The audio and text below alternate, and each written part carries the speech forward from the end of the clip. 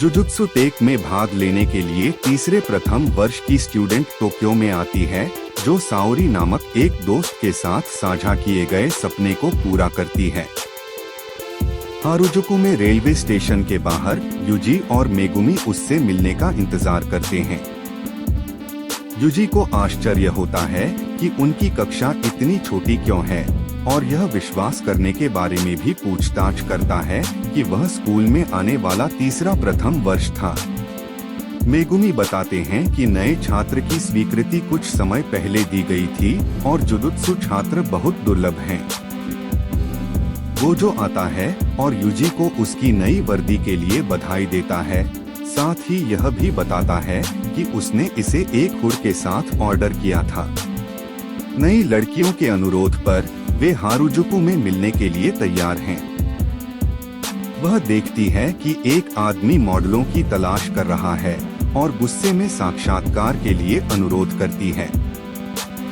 Gojo उसे बुलाता है और उसकी आंखों पर अजीब पट्टी बंधी होने से वह घबरा जाती है।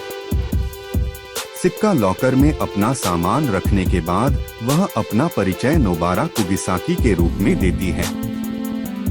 वह कहती हैं कि वे लड़के भाग्यशाली हैं कि वे उन्हें अपने समूह की महिला के रूप में पाकर भाग्यशाली हैं।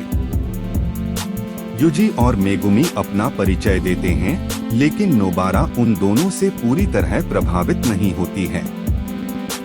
गोजो का दावा है कि वे टोक्यो का दौरा करेंगे क्योंकि वे सभी पहली बार एक साथ हैं।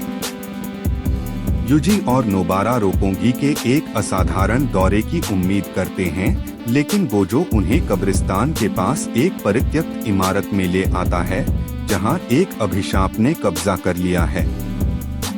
मेगुमी बताते हैं कि कैसे डर को कब्रिस्तान के साथ जोड़कर शाप दिया जा सकता है, लेकिन नोबारा बीच में आकर पूछती है कि ऐसा कैसे है कि एक जुजुत्सु छात्र को यह पहले से ही नहीं पता है।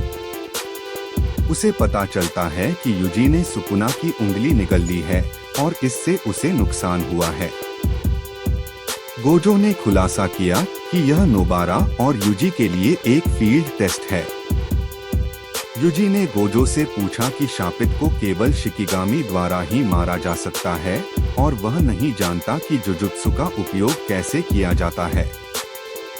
गोजो युजी को बताता है कि सकुना की 2 उंगलियां निगलने के कारण उसके अंदर पहले से ही शापित शक्तियां मौजूद हैं। गोजो युजी को एक शापित उपकरण देता है, एक चाकू जिसे वध दानव कहा जाता है, जिसे शापित ऊर्जा से भर दिया गया है। वह उसे सुकुना की शक्ति का उपयोग करने से भी रोकता है। सभी अभिशापों को खत्म करने का काम करते हुए युजी और नोबारा एक साथ इमारत के अंदर जाते हैं। मेगुमी शामिल होना चाहता है, लेकिन गोजो उसे रोकता है और बताता है कि यह परीक्षण नोबारा के लिए है। वे एक साथ खोज शुरू करते हैं, लेकिन नोबारा युजी को नीचे की ओर खोज करने का आदेश देती है, जबकि वह ऊपर की ओर जाती है। युजी असहमत है, लेकिन नोबारा ने नहीं का जवाब नहीं दिया और युजी को लात मारकर चला गया। जबकि वह उसके रवैये से भ्रमित हो गया है, युजी पर अचानक ऊपर से एक शापित आत्मा द्वारा घात लगाकर हमला किया जाता है। उसकी प्रतिक्रियाएं उसे शीघ्रता से कार्य करने और अपने शापित उपकरण से शाप को अलग करने की अनुमति देती हैं। गोजो का मानना है कि युजी पहले से ही काफी पागल है। पहले एक सामान्य विद्यार्थी होने के बावजूद उन्हें लानत से लड़ने में कोई झिझक नहीं होती। एक प्रभावी जादूगर बनने के लिए शापों की विचित्र प्रकृति से निपटने के लिए आवश्यक मात्रा में पागलपन की आवश्यकता होती है। यह फील्ड परीक्षण यह पुष्टि करने के लिए है कि नोबारा कितनी पागल है। अंदर उसका सामना एक शापित लाश से होता है, जिसने एक भूतिया पुतले का रूप ले लिया है।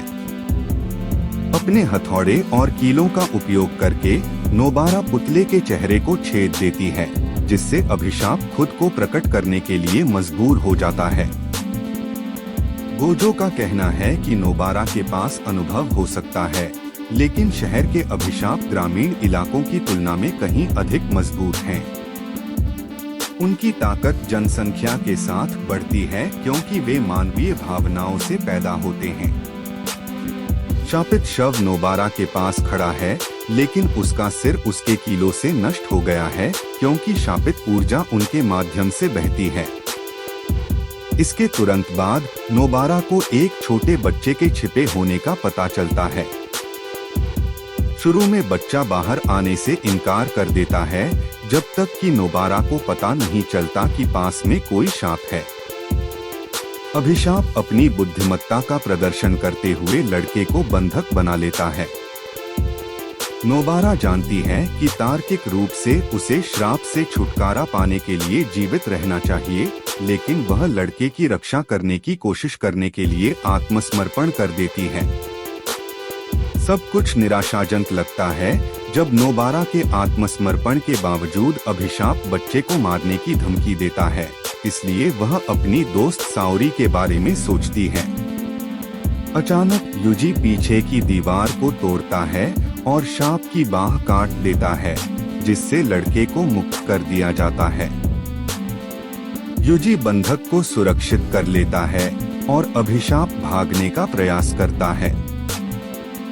इससे पहले कि यह बहुत दूर हो जाए, नोबारा कटे हुए हाथ पर अपनी स्ट्रॉ डॉल तकनीक का उपयोग करती है। अपनी अनुनाद क्षमता के साथ नोबारा ने हाथ और उसकी स्ट्रॉ गुड़िया को कील से छेदकर अभिशाप को दूर किया।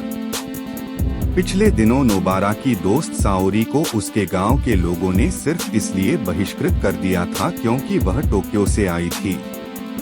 साओरी से मिलने के लिए नोबारा ने जुजुत्सु टेक में दाखिला लिया ताकि वह टोक्यो आ सके। युजी उसकी प्रेरणाओं से भ्रमित है, लेकिन वह उन्हें स्वीकार कर लेता है।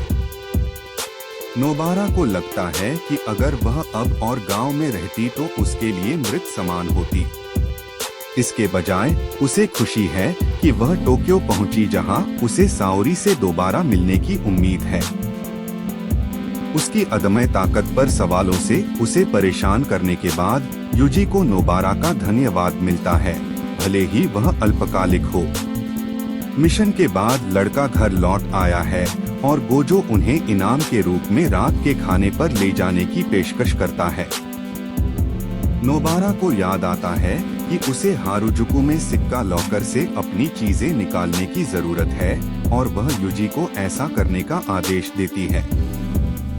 वह मना कर देता है, लेकिन नोबारा का तर्क है कि वे उसकी शापित तकनीक के कारण जीते हैं।